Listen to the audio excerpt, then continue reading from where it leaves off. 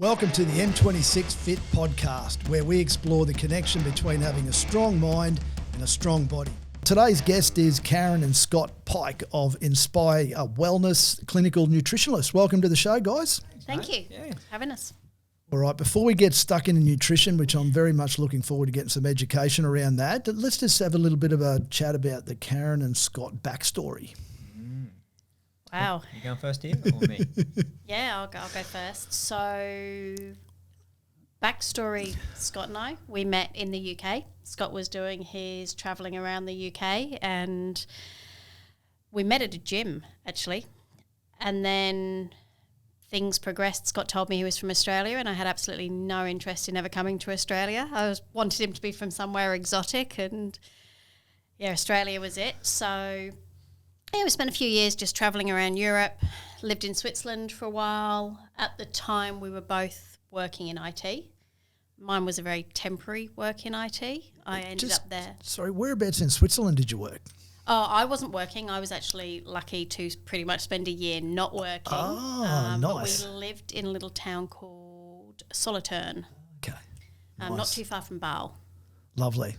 Sorry. I was. You'll see. I'll say in a second. I was IT guy, software developer, and by trade, and my visa had well and truly overstayed in the UK. I hope there's no immigration officials listening, but and so I had to leave the UK to go to a neighbouring country, and Switzerland was the go, and worked for Ascom Infosys, it was called back in the day, in a little idyllic town in Switzerland, and it was super, really, really good. How long ago was that? Ooh, this might be giving away our age. It was in the mid-90s. Yeah, mid to late 90s. Yeah. Okay, It's lovely. fantastic. Then Beautiful country. So then you sort of, after a year there, you came back to Australia or back to the UK or? Pretty much. Came here. Karen hadn't really been to Australia, and I'd lived in the UK, and I was happy to live anywhere in the world, and sort of said, let's come back to Brizzy. I'll show you, where I live and meet the family and those sorts of things. And after about sort of, I don't know, a month or so, I sort of said to Karen, what do you think? Where do you think you would like to live? And she said, are you crazy? Look at the weather here. Like, we're not going anywhere. And so, this is where we set up roots. Yeah. And, I think we arrived and within about 2 weeks we got married. So that was kind of the intention to come back here. Yeah, okay. And and then never had any real intention to leave. You would have left. Yeah, I would have. I was, because I could always call Australia home, and it's a pretty special place. Like, it is good fun living here, and we've travelled extensively though over our lives, and so it was never. I was always happy to call Australia home, and even more so over the last few years, obviously with everything that's been going on. But to come back was always for me an easy thing. It was just a flight back home, and Karen could always come. But we called Australia home, and don't regret it. Like, the bringing up kids here is just such a great lifestyle.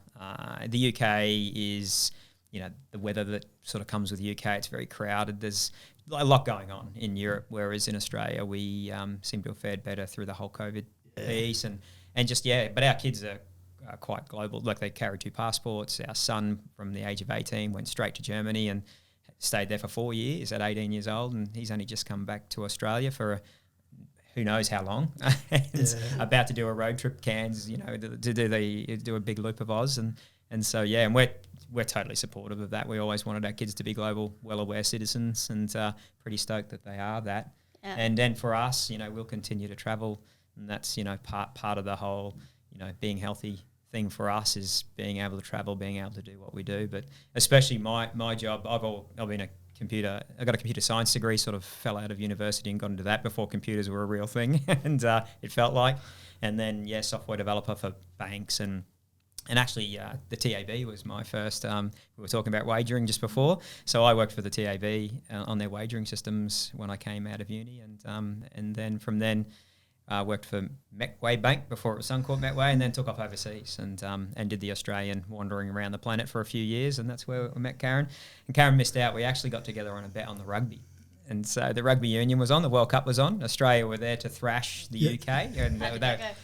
It wasn't Rob Cat. It who was Rob Andrews. Rob Andrews closed his eyes and kicked that field goal from about 55 out and won for England, and I was just gutted. But but as a result, I had to take Karen out for dinner, so that wasn't too bad. And the story just got better from there, which is cool. Fantastic! What a great piece. Yeah. So no, it's been but otherwise, fun. a couple of kids, and just sort of it brings us to today, and here we are. It's been really good. Yeah. Fantastic. So nutrition. Tell us about your business, Inspire Wellness. Yes, so Inspire Wellness, my background got out of IT because I really didn't like it, became a personal trainer and spent a number of years training and found that the big difference was there was a lack of nutritional knowledge. Yeah. Trainers advise based off personal experience, not based off necessarily scientific information. And I'd always had that passion for nutrition. Then we were at a time where I sort of said to Scott, I'd love to go back, really study, understand nutrition, understand the science behind it. So spent the next few years doing my degree in nutritional and dietetic medicine, and then came out of there and just went, okay, where to from here? Nutrition's an interesting industry, so that there's lots of pathways, but there was limited pathways that I wanted to go into, and pretty much knew, even going into nutrition, that I wanted to work for myself. I didn't want to go and work for anybody else. So taking that passion that I have with Scott's business background, Scott's also got an executive master's in business. So we kind of pulled all that together and created Inspire Wellness. Yeah, okay. Yeah. Sort of skipped over a bit. I mean, the personal training company was called Booty Camp. It was the largest outdoor female training. So we had 75 trainers working for us around Australia. 75? At the time, yeah. More, we were bigger in New South Wales and Victoria, but we ran it from Queensland. Yeah. And for Karen, though, she was doing a couple of PT sessions a week, but it was more operations and marketing business. And for Karen, that wasn't her passion. So we had the ability to, offload that business, which was good, and then Karen could afford to, go into the nutrition side of things, which was really cool. And part of Inspire Wellness was really born out of having all of that background in PT, and probably for us in our age and stage, we'd learnt that you can't outrun a bad diet, and so fortunately, it's a little bit like being a painter's, or a plumber's husband or wife or whatever. So I got to be the test kitty for all of these different things. And so as a result, it's profoundly changed our lives and how we approach that. And thankfully being a lot healthier as we get on, with our lives. But when Karen started the practice, it's interesting, nutrition, because Karen was studying, and it's a very difficult degree. I was surprised how much chemistry is involved, and when the cohort came out, I don't think the university did enough for them to understand they had to be practitioners. I think that this cohort of 40, 50, 60 people were coming out going, we're going to get jobs, and we've done our studies now, we've paid a lot of money for it, but it's a practicing profession, and the thing with it is, no one I ever know has said, I've got to call my nutritionist today. I'll call my GP or I'll call my chiro or my physio. And so then that was sort of a big sort of reality check of, okay, how are we going to create a brand and shape it and get a product that allows Karen to apply her ethos, which is, healing with food, into a world that no one actually seeks out a nutritionist, and especially a clinical nutritionist. And then especially with all of you can have nutritional coaches, you can have, nutritionists, and then you've got clinical, and then you've got dietitians. It's like, it's just such a mess, a minefield. So for us, it was really, and my background being an executive and being, in many businesses was, okay, we've got to focus down and get a brand that we can rely on, get a strong product, and really that's what Karen doubled down on, and she's done a wonderful job, and so got into what's called Metabolic Balance, so she's heavily into metabolism, and Karen will tell you about that. But what's really cool is for the last 3 years, we've won the number one Metabolic Balance practice 3 years running Australia, New Zealand. So that's sort of testament to Karen of just giving it a crack and figuring out this thing called nutrition, which is a new and emerging sort of science, I guess, really. Yeah. So tell us a bit more about that. The Metabolic Balance. Yes, yeah. Yeah, so Metabolic Balance is a product that I am a practitioner in. It was originally developed in Germany, and the main reason for it being developed was that Germany had the highest rate of metabolic syndrome. So metabolic syndrome is a classification of multiple states, so high cholesterol, increased waist measurement, BMI, things like that. If you hit a number of those criteria, you get diagnosed as having metabolic syndrome. And what this particular doctor in Germany was finding was that no matter how much he was medicating, treating people down that sort of general practitioner pathway, wasn't seeing the changes. So he then devised this program called Metabolic Balance, which was food-based, but based around blood chemistry. So it actually has a scientific background. It looks at somebody as an individual. We then send them away for blood tests, perform an analysis on those blood tests, and what they get back is a list of foods which are actually identified for them. So not looking to diagnose anything, it's just looking for imbalances within the bloods, and then the nutrients within those foods are matched to their imbalances, and it's designed to get them back into balance. Wow.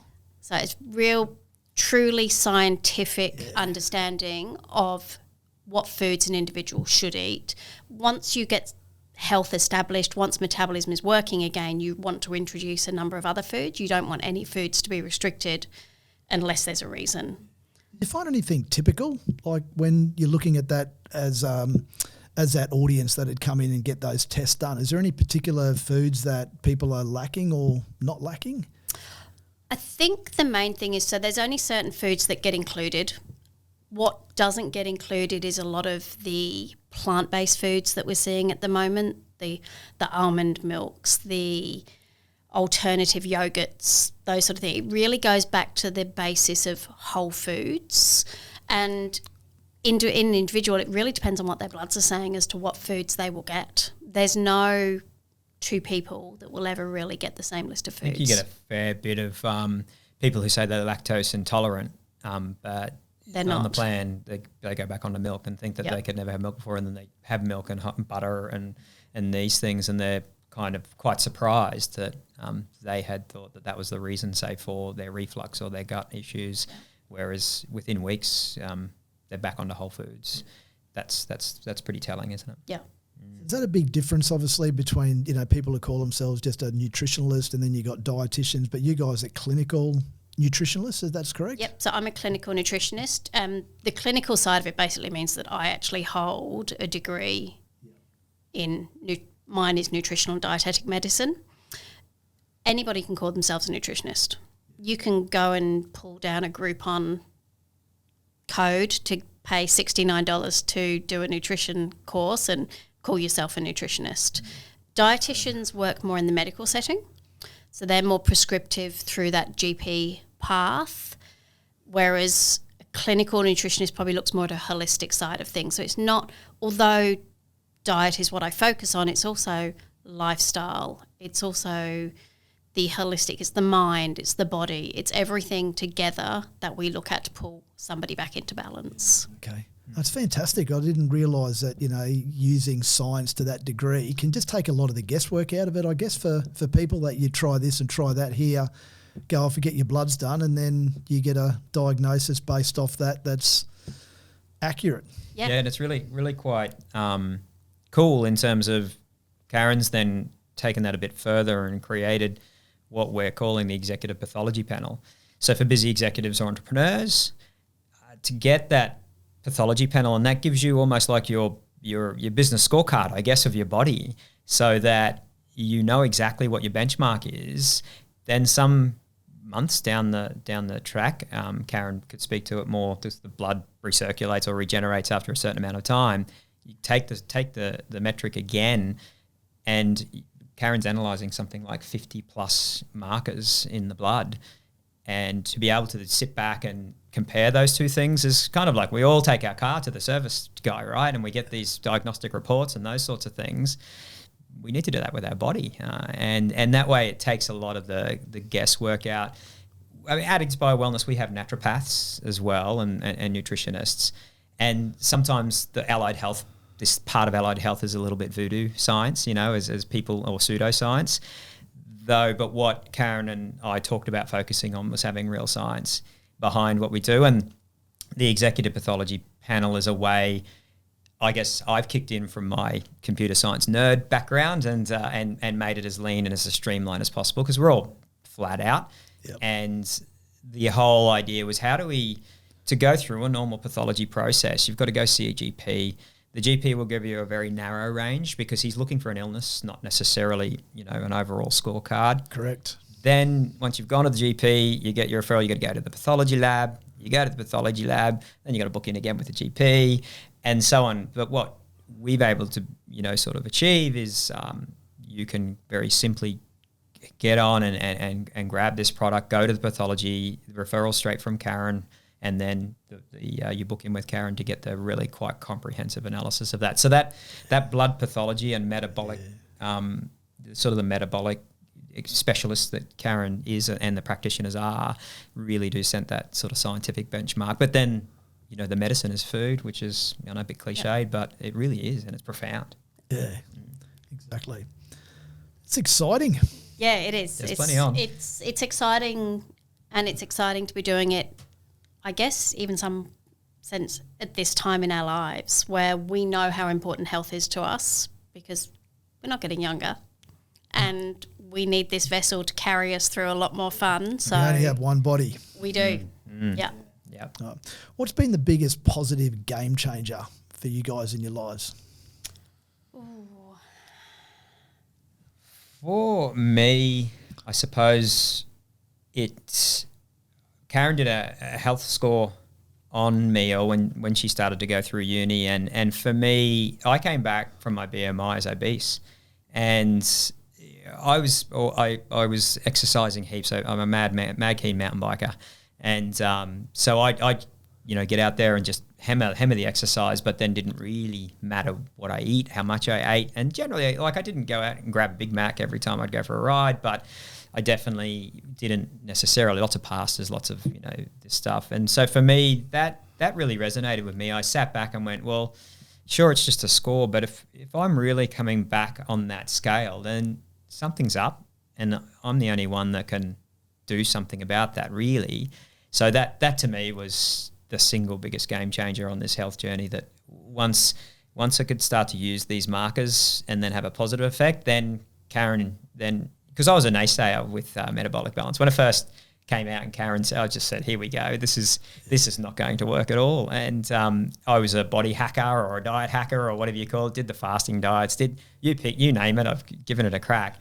But when Karen put this up, and it was sort of like, well, actually this is pretty straightforward and makes a lot of sense. And I got a reasonably scientific head on my shoulders, sort of thought, doing a blood pathology makes a lot of sense. So yeah, okay, this makes sense. And then as you got through it, you were sort of going, okay, well, where's the catch? This is all fairly it's almost like how our grandparents ate, or our parents. So it's just, let's go, and just leaps and bounds from there. So that was the biggest game changer for me, that scientific measure that you did. How old were you then, Scott, when you went through that? Oh, so maybe early mid 40s, I think. Okay. So getting on getting into my 40s, and the executive. So I was, I think I was a CTO or a CEO. So in the executive merry-go-round, I suppose, working long hours, international traveling. So, doing 4 or 5 long-haul trips a year plus domestic stuff. So lots of restaurants, lots of social engagements, heaps of that. And however, I started the program with that lifestyle and found that I could maintain it quite easily, because I'd always go to a steak restaurant, have a fabulous steak and salad on the side, and still be enjoying what's going on. Wines got introduced later on. I'll leave Karen for that. But so I could still go to these events, and of course you had to stop eating the little special treats that were wandering around the hall at the same time. But yeah, to be able to incorporate still that I guess, normal social bonding lifestyle that we have around food was great, because otherwise, it just wouldn't have worked. But so about 45. So I was quite a little bit later, still quite fit. But had a few kegs on. Yeah, it's funny they say that awareness is the biggest catalyst for change. So I think once you've got that data in front of you, and then you're able to do something about it, is a game changer. Yeah. For me it was. And I think for me it was, again, we've always led a pretty healthy lifestyle. We've always been fit. We've always looked after ourselves. After having my kids, I put on a fair bit of weight. Decided I'd jump on the Weight Watchers bandwagon that everyone jumps on, and I actually got to the lightest weight I'd ever got to in my life, but I certainly wasn't the healthiest. I was drinking Diet Coke, I was eating sugar-free chocolate, all the things that I now know were wrong, and I actually thought that skinny was healthy. It's like, oh, I'm at my weight, and people were saying to me, you look terrible. I'm like, no, actually I look great, I'm skinny. So that was probably the start of it for me. Then with Metabolic Balance, the journey became, I'd been vegetarian for 6 years. Mine was more an ethical thing. I'd seen things that I couldn't unsee. And I was a nutritionist. I'd been through my studies, so everything I was doing was what I had learned. It wasn't working. And I ended up going to the GP, and I couldn't tell you the last time I had been to the GP, but I thought, well, there must be something else that I'm missing that I can't see, so I need to engage someone else, and got my bloods done.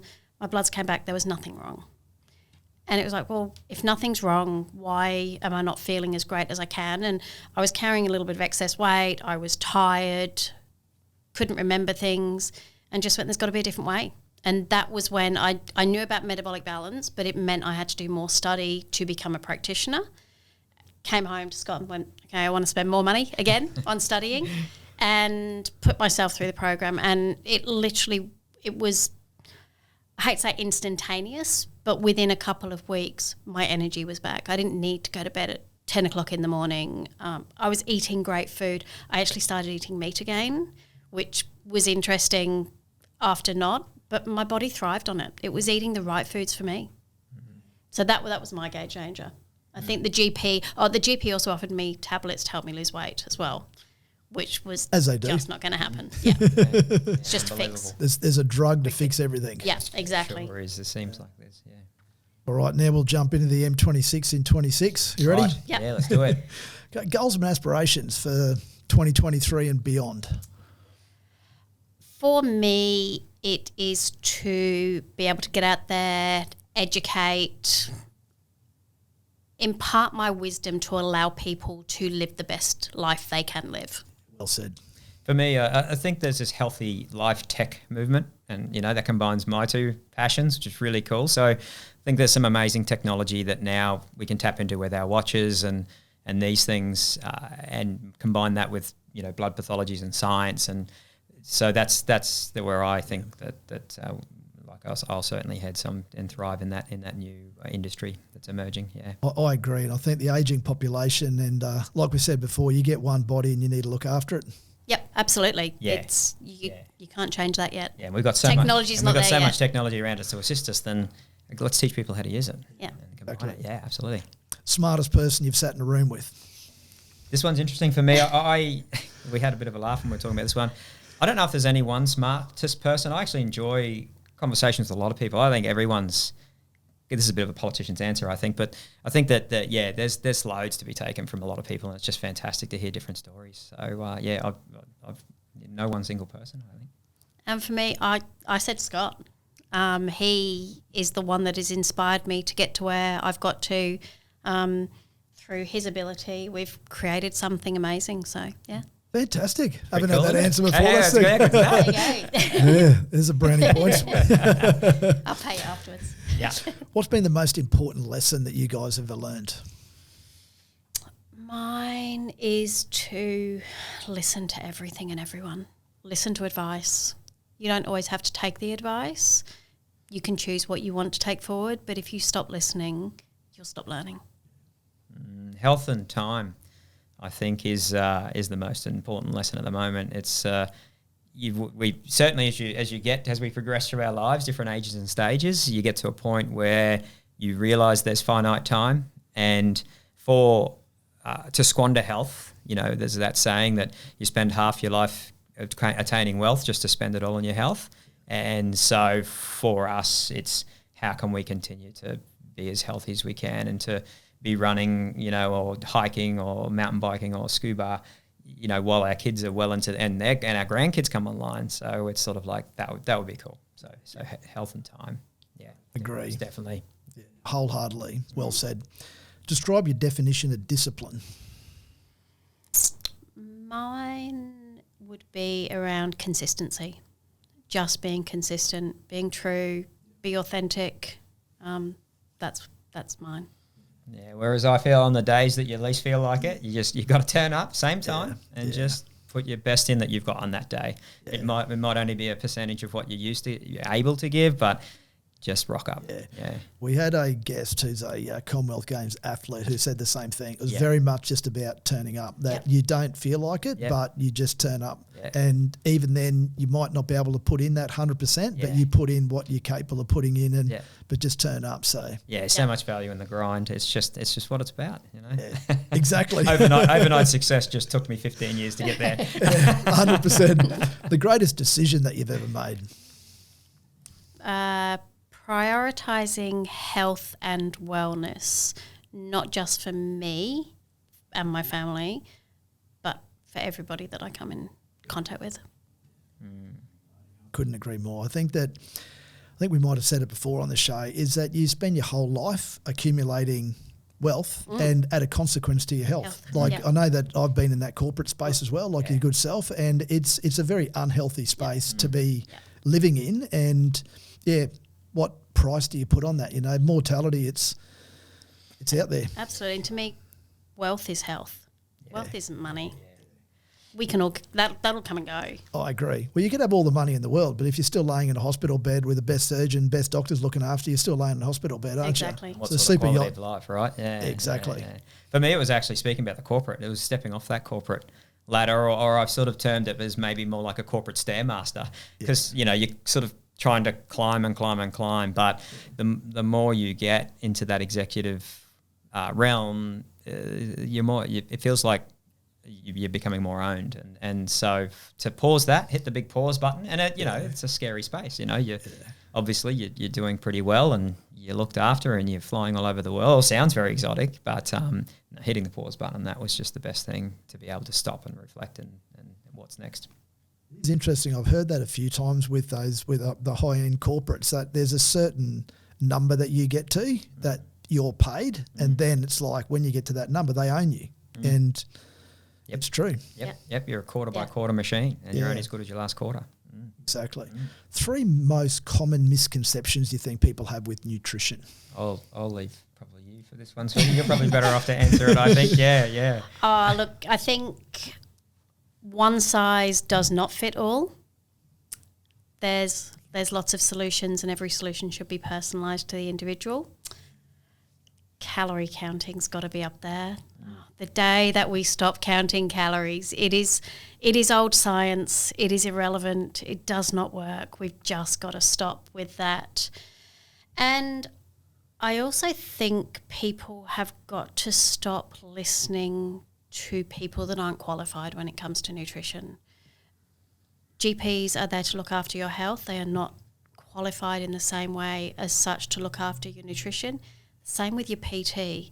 A lot of this information is based off what they have done themselves, what they have read. Go seek out the people that are qualified and that have to keep relevant within the industry to get the best advice. You always talk about a team as well. Yeah, you need a team around you. Don't get your information from one source, because the brilliant PT combined with a brilliant clinical nutritionist combined with a brilliant GP as well. Yeah. So if you want to cover your bases, go and get a team. Yeah. And at least then, What a great answer. Getting that science piece, that's a bit that's really impressing me. So you're not just taking somebody's opinion. It's like, these are the results. It is scientific. Yeah. It's not guesswork. It's here. Look at the results. This is what it's telling you. Karen often gives a GP referral with every plan so that people can seek mainstream medicine, alternative medicine. We have naturopaths as well. So there's alternative medicine as well. It's really choose your own adventure, but focus on your health. Yeah. What drives you? What gives you guys inspiration?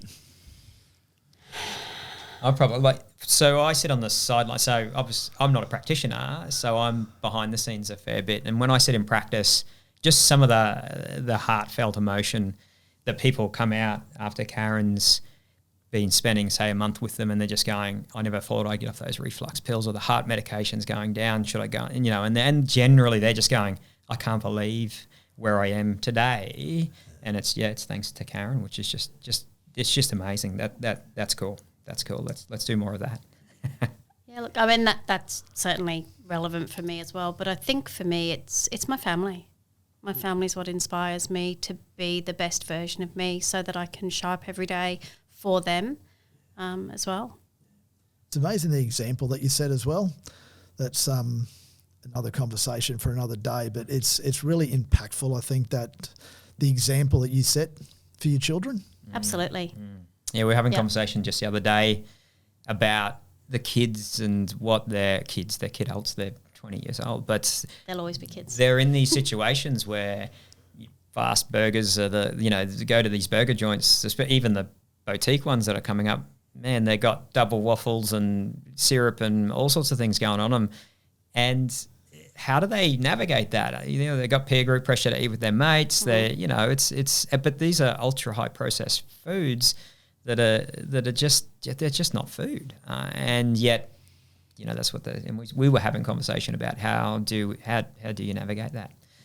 Yeah, so that is a challenge. How difficult do you think, like once people have got that science, to maintain a proper diet? I think once they've got the information and they can see the results, then maintenance, I hate to say it's easy, it's not easy. Change is hard. We know that change is hard to do anything. And that's why it's important to have that support team around you. But once people see the results, once they understand what healthy really does feel like, they're more inspired then to maintain. So, yeah, getting those results, I think, is what could be a real catalyst for people to break those bad habits. Because if you're starting off on something, and there's probably you'd have in your office on numerous times, I'd imagine, people coming in that have tried all those diets, I've tried that, I've tried this, and that's got to be disheartening. When people genuinely want to improve, but then they're just being given that poor advice, and they'll go to a big effort, use their discipline, and unfortunately not get the results. But and a lot of people say to me, why is this going to work? Why, when I've tried everything else, why is this going to work? And it's because they've got a team to help them change. Yeah. And you got proper science-backed information behind you. So, yeah, it's interesting too. And certainly once you work with Karen or the team for a while, it becomes almost like a way of life. It's sort of like if you're a non-smoker, you wouldn't even consider picking up a cigarette. Like, in fact, and you could walk into a room, like a shop selling cigarettes, and you just wouldn't even be interested. Same with when you change habitually, or you have a life change around ultra-processed foods or it's the same thing. You just eventually get to the point where you're going, I don't choose it. And people are going, well, why don't you eat? Oh, you're so healthy. And it's like, it's a way of life. I don't even feel like it. And it's not necessarily, so it's an interesting phenomenon for me anyway. But and there's no doubt about it. There's still little treats that you like and things like that. But yeah, it does become that profound after a while. What are you guys passionate about?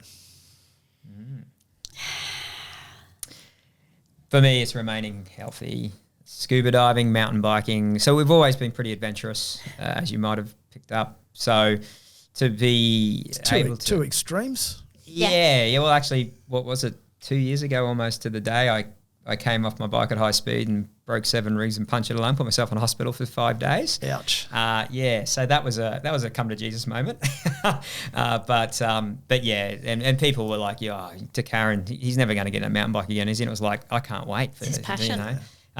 But slowed down a little bit now. And I can completely relate to that. So and scuba, we shared a video of just last weekend, and just to do that with the kids, it's incredible. It's just incredible. So that's what I'm passionate about. And then, but also the health tech arena. It's just cool. What a great time to be around. Yeah. For me, changing people's lives. I'm passionate that every day I get up and I get to do this, and if I can just change one person, that's one person that's on a better path to wellness and be able to do those things that Scott mentioned that we love to do. I'd love to see more people out mountain bike riding and scuba diving and those sort of things. Yeah, awesome. 3 things that annoy you. 3. Well, I'm not easily annoyed. I don't know why. I certainly don't like drivers, car parks. Yeah, I have my usual, that don't really rate. You have your grumpy man moment sort of thing. I think I'm entitled to that. But probably at times I probably get more frustrated at myself than I should. I get annoyed at myself if I've said I wanted to do something and I haven't quite achieved it or whatever, then I'm a bit down on myself, probably more than I should be. But Karen tends to, put me on the straight and narrow pretty quickly if I'm getting the grumps over that. For me, mess. Yeah. Can't cope with mess, messy life, messy house, that sort of thing. Lack of structure. I need structure. And probably I will also say my clients that don't realise the importance of what they have coming in front of them, that they can, I will have clients that will come to me that will not follow the advice, and that's their choice. That frustrates me because I know how great they can be. Yeah, exactly. And I don't think people understand it's not until you get ill that all of a sudden you have an appreciation for your health, is it? And I think that, we all seem to be a little bit invincible at times, and it's not until, you've had that, and by that, a lot of counts, it's too late for a lot of people. Yeah. Sure is. So reactive, not proactive approach. Yeah. Yeah, exactly. All right, now we've got our only really serious question coming up. That's that sharing that major setback or challenge that you guys have had and how and what got you through it. With Inspire Wellness, my biggest probably challenge was that I had spent all of this time doing all of these studies, and I came out and did not know what to do, and I did not know how to run a business. I always remember having a conversation with Scott, and he said, "So what do you do now?" And I said, "Well, I fix thyroid issues, I fix gut issues, there was so much that I did." And he looked at me and went, "No, you don't." He said, "What's your product? What do you do?" And it was like, "Well, that's my product." He went, No, what's your product?" And it was probably that realisation that I'd done this study and I really didn't know what to do with it. So that set me back a little bit before, and then I had to kind of stop, regroup and go, okay, I need to listen to other people as well. I find that inspirational though, like the way that you've gone out and you've chased a dream, you've followed your heart, and quite often you don't know what that end game looks like, but you just know that I really need to go and do this study, and then somehow the rest of the road just unfolds as you start walking down it. So well done. Good encouraging piece for Karen was to Karen's a really excellent networker, and when you're a sole practitioner or you're trying to get a practice off the ground, it's a pretty lonely venture because it's you put your postcard on your business card on your desk, and it's sort of like, okay, when's the phone going to ring, or when's someone going to come through the door? From that, you start to feel like the walls are closing in, and so a lot of conversation around Karen's got to find a network of people that she can go to each week and get some energy, get some buzz and learning, and as a result, you've done that, and you've got a really good group of people, mentors, peers that allow you to do that. So that's a strong. That was a strong. We worked on that quite early on because it's a lonely old place. I mean, I still consult business consulting, so I get to go into corporates and do workshops and things like that. Whereas Karen, the practice was her main thing. So that was really cool. Sounds like you make a pretty good team though, the yin and the yang. Which is funny because when we first met and were both in IT, we swore we'd never work together because we just fight like cats and dogs potentially, but we don't argue at all really. No. For me, my major setback, I guess, a part of the whole corporate circus was probably getting to the point where most people try to aspire get to, right to the EO position, working with the board, and probably, having a board that's giving you the signals that this is the direction that they want to go based on the strategy and that's been worked out, and then probably, getting somewhat mixed messages or colder feet, and that's disappointing because, there's a journey to be had. Could have been successful. You'll never know. So having, and that's the difficulty of the corporate lifestyle, right? Because there's limited resources. Obviously, there's different risk profiles, and that's the nature of the beast. And so, for me, it was going again or not going again. I chose not going again, and I thought, well, you know what? Safety is going to be found in our own thing, and so is our vision going to be found in our own thing. And fortunately, we're far from financially independent and retiring early, I suppose. But certainly our choices at the moment are quite fulfilling, far more than. And I work for some cool ventures and did some cool stuff, and do some cool stuff. But I get to do even more cool stuff now. Well done. Hats off. I think just chasing that dream and chasing that vision. It's that's what life's all about. So good on you. Yeah. The best mentor, coach that you guys have ever had. I'll go first. So part of my journey over my career, I'll call out a chap called Cameron Beavis. He was MD and owner of a company called Global X here in Brisbane. Recently, as little as a year ago, sold it for a vast sum of money. I mean, eye-watering amount. Whilst I was in his executive team and growing as a young manager leader, it was hard yakka working for Cameron, like very, very hard. But I couldn't believe how someone could paint a strategy that was so unbelievably believable and predicting the future, and then having the discipline every day to just keeping on with that vision was just astounding. We parted ways, but I still meet with Cameron quite often, and he wanted to invest in one of our tech ideas for health.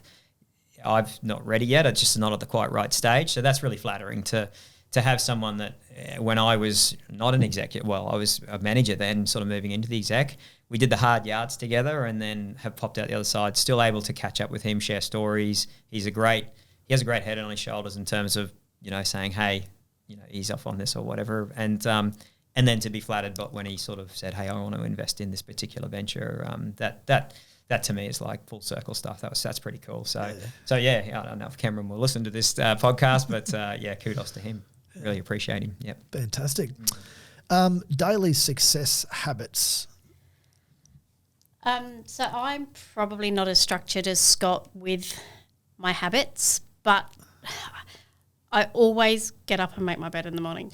I go back to that video, that podcast that went around with the American. Yep, I read the book last month. Yeah, fantastic. Right. Yeah. Yep, yeah. And I literally cannot. My day is disorganized if I do not make my bed. I have to get up. I have to make the bed. Yeah. Our routine in the morning is very structured. We will have breakfast together. We will take our dog for a walk. We will have a coffee together before we start our day. And that just sets me up for success. Yep. So.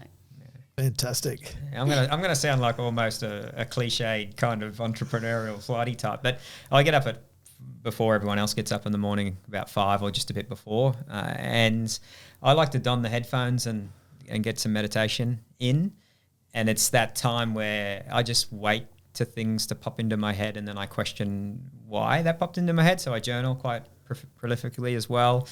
I solve the Rubik's Cube every day, so that's a bit bizarre. Wow! So I get out and see how I'm no Rubik's Cube speed master, but so it's just a fun thing to do. Wow. And in between I habit stack, so I actually look at the finances because I really hate looking at the finances, but because I've got the fun stuff, I sandwich it together, and so that's pretty much my first hour of the day, and then Karen sort of comes out. We have breakfast. I've never come across someone that does a Rubik's Cube before breakfast every morning. It started as a challenge in a hotel we stayed at once. It did. And it did. They had a Rubik's Cube. I was sitting on the bedposts and said, if you solve this, we'll give you a free bottle of wine. So that was it. I was determined to solve that Rubik's Cube and got my free bottle of wine. And from there, it's just fun, keeps the mind active. Incentive's a beautiful thing, isn't it? Yeah. I don't get a bottle of wine every day. I'm not sure if I'm doing the right thing.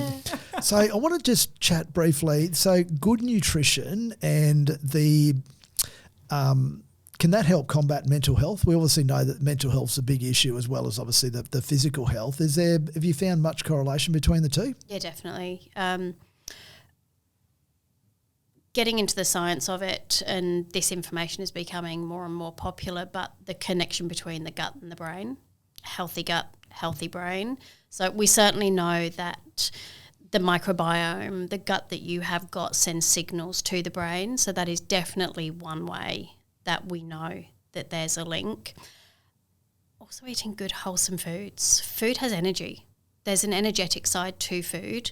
Packaged food, processed foods, it's not energetic. It doesn't grow out of the ground.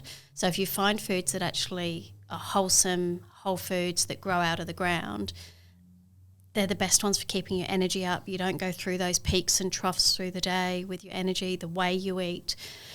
So, yeah, having a plan as well. Taking that stress off yourself on a daily basis with having a plan will relieve a lot of that mental anguish as well that you have in your life. So the list is ongoing as to how it helps with mental health. Eating the right foods. Certain people will be triggered by certain foods. So therefore take the triggers away. Yep. So that's where you need to get the testing done, get your bloods done, and then you're able to determine what type of food your particular body type is going to function best on. Yeah, because Karen works on metabolism, one of the things that you talk about is insulin and insulin spikes and making sure that insulin is gradually burnt by the body rather than if you're eating particular foods, you'll have these massive insulin highs and then these massive insulin lows. It doesn't necessarily mean you're diabetic. It's just this is what happens with certain foods. If you get that insulin well balanced, your energy stays really, really stable, I guess is the right word, which means that, and it's no doubt, when we're all tired, we make poor decisions, our mental health is at its low, and if you cop a few hard knocks at work or then you get lower and lower and lower, and then, the cycle continues. So that's the really kind of great thing about the whole science-backed approach and the knowing where your bloods are at. And I think probably just on that, the other thing is that I get to work so closely with people that I also have a good referral network as well around me. There's only so much I can do with nutrition, although I know nutrition works well. Having a good team of practitioners that I can refer to that are specialists in those areas as well is all a benefit. Briefly describe a typical week for you guys in your life. So we aim to work in our business 4 days a week. We then tend to take Friday as a day of working on our business. So really kind of looking at how we can improve and what we can do. The weekends then become a little bit more of our fun time. We try to actually take ourselves away. We shop at the markets every Saturday morning. We live in West End, so we've got some of the best markets around, so we'll shop there. Then leisure time family at the moment is taking up a lot of our time, which is great. Both of our kids are around, so we get to spend time with them, but it's time with them doing the things we love, the mountain biking, the scuba diving, going out for walks. We're pretty restless by nature. We don't. It's funny. We've downsized over the years into an apartment, and I don't regret the day I sold my mower or whippersnipper. But me neither. Yeah. And so it's just one of those. We've never. I mean, we're somewhat homebodies. We're very proud of our home, but we're also, if we're sitting there for too long, it'll be like, right, let's go for a drive somewhere. Let's very much the same. Yeah. And I think you've just. I love the balance that you've integrated, I guess, into that business. So you're working in it, and then you're working on it. Because a lot of people, obviously, you do get out there and then you're working in your business 7 days a week, and it's like, well, this is not why I got into business. And it's easy to do, right? I mean, busyness syndrome's everywhere, but then it's where is that next dollar coming from that everyone worries about? Yeah. So it's a conscious choice. Gets back to that discipline thing. It goes back to that wealth and health conversation. Yeah. We could work 7 days a week and grow wealth as in finances, but we won't have our health. So that's exactly. And then rest as well. Yeah. I think that's is a big game changer. Yeah, sleep in particular. Yeah. So if you could change one thing in the world, what would it be? I guess I'm a bit lofty in my I think this obesity crisis, like why is everyone with the best science in the world seemingly around us, people are getting bigger and more chronic lifestyle diseases. So if I could change one thing in the world, it'd be like, how do we wave a wand and stop that piece? That would be great. Amongst Western society, it's epidemic, isn't it? Epidemic. Yeah. I think bigger than any COVID pandemic. Oh, or anything absolutely. Like that. It's the real deal. Yeah. It's a slow, Yeah. And I think kind of falling in with that for me, it's about healthcare becoming proactive, not reactive. We live in a society where we wait until we are sick or something is wrong to then try to take control of our life, and it's too late. Too little, too late. Too little, too late. Be proactive. So for me, that's the one thing. If we could live in a society that's about being healthy, well, and not being about being ill. Guess we've really touched on this the entire time, but what's your definition of vitality? People thriving, being just thriving in life, in everything. Yeah. Yeah, pretty simple for me too. Yeah, just feeling great. You want to take on today? Yeah. Yeah, don't be if you're low for too long, or you know, and you waking up too many days in a row wondering why I'm going to go and slog this job out or why I'm doing X, Y, Z. Stop it. Because it's pretty simple. It's a big world out there, and you've got to feel great. Yeah. 3 typical bad diet habits that you think people struggle with. So it would be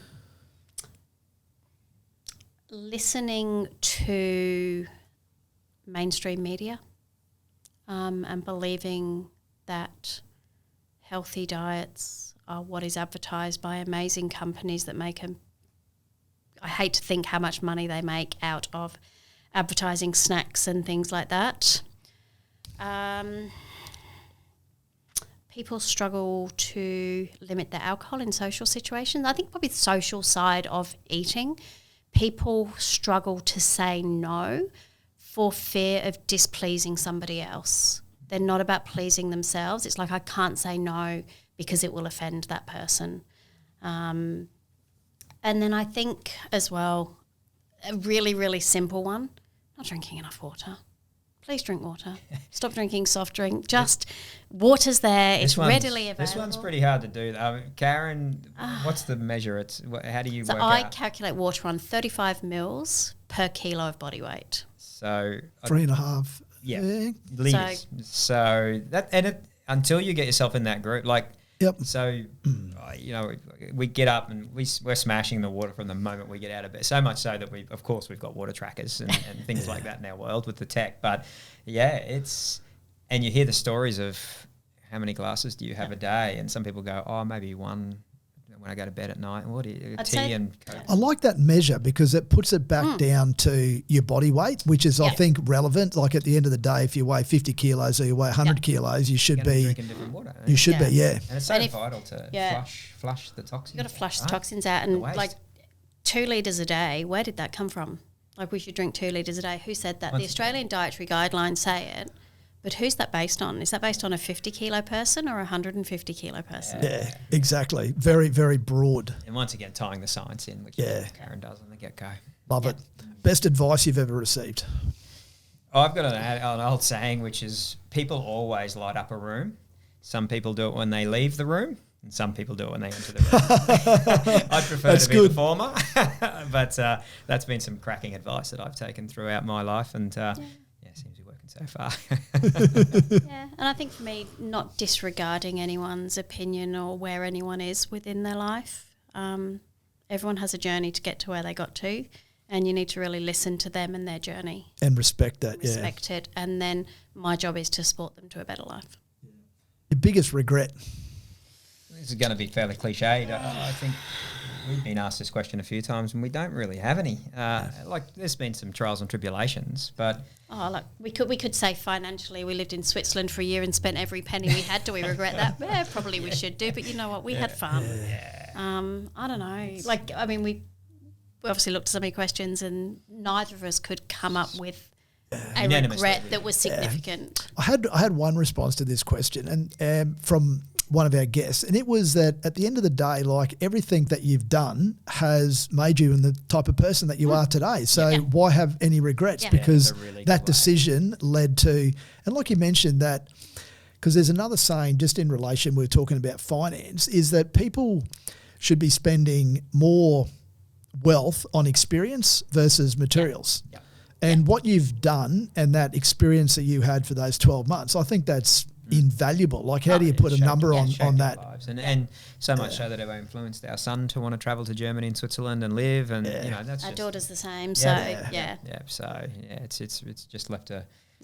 I think our regrets are minimal. Yeah. that we didn't pick up bread after we should have done. I've tried to limit this next question to 5. So top 5 benefits of using a clinical nutritionist. Look, so a clinical nutritionist has typically gone through the study to become a clinical nutritionist, as opposed to somebody that just classifies themselves as a nutritionist. It probably then comes down to the knowledge that that person has. So as a clinical nutritionist, yes, I'm about food, but I'm about the science as well. I've learnt the science. I've studied the science. I don't ever want to learn about electrons and protons and all of that again, but I know it and I know how it works. I would also say a clinical nutritionist will help you take the stress and the guesswork out of things. The amount of time we go, I'll try this, I think this is going to work because I read it. It might not work for you, but there's an expert that will know if it's going to work for them. Having someone in your team that's there to support and guide you through the journey. As I said earlier, change is hard. The journey's hard. It's not going to be an easy journey. But to have someone with you that can support you is the main thing. And although I just touched on probably my previous point, use science. Science is great. Like, a lot of nutritionists go, forget about the science. We know this works. The science is there. Listen to it and understand it. And that's what a clinical nutritionist can do. What are you most proud of? You probably picked up that we're fairly family oriented. So, you know, this might be cliched, but we'll say it anyway. Like, the family, the kids being global citizens and just not afraid to give it a crack wherever they are in the world. And to be still, you know, mountain biking and scuba and getting out and, you know, going for different challenges out there and want to do that until, you know, the ripe old age of 70, as far as I'm concerned. So that to be still at that level. I mean, I go out with some mates that of the same age, from the same background, from the same school, and some of the poor buggers, you know, they're sort of struggling. And so it's so happy to have navigated that piece, for me. And for me, the business Inspire Wellness. I'm exceptionally proud as to what we have built and the way we have done it. I believe I've stuck true to what I believe. I love authenticity, so well done. Yeah. What makes you laugh? Those little snapshots of the auto texts when you get it wrong. You know, when you see those, whoop, and we had a funny story where our 7-year-old daughter, who had a phone, wanted to order a duck wrap, but the auto text kicked in, and so she was a little embarrassed that she swore at her parents at 7 years old. So that makes me chuckle. Yeah. And for me, look, my family, Scott, the people around me that I'm with most of the time, like, I don't know, sometimes our conversations at the dinner table are just hilarious. I think anyone would walk in and just wonder what on earth has happened. A lot of bad accolades, Scott. So not only the smartest bloke in the room, you're also the funniest. Oh, no, I'm laughing at. Yeah. Don't take it because she's laughing. Yeah, she's laughing because of me. She's laughing at me, mate. Yeah. 3 great books that you've read. Probably I'll answer this because I'm more bookworm than Karen. Yeah, so certainly E-Myth, the entrepreneurial myth, which is a classic for most small business people or most entrepreneurs that want to give it a crack. Go read that, and hopefully it'll give you a sober up before you really take it on. A different one is The Boy Who Swallowed the Universe. That's cool, being a Brisbane boy, reading about that, reading about Bogger Road Jail and, you know, some of the places that I grew up in my era. That was interesting to see a book like that. And we've touched on Habits, and Atomic Habits is an absolute ripper by James Clear. That's people should read that. And that is a cracker. Yeah.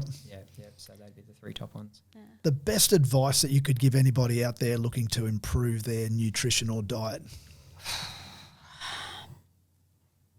Find the right person to support you.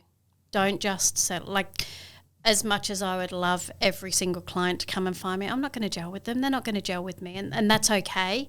You have to connect with the person that is supporting you. If you're with the wrong person, you won't succeed.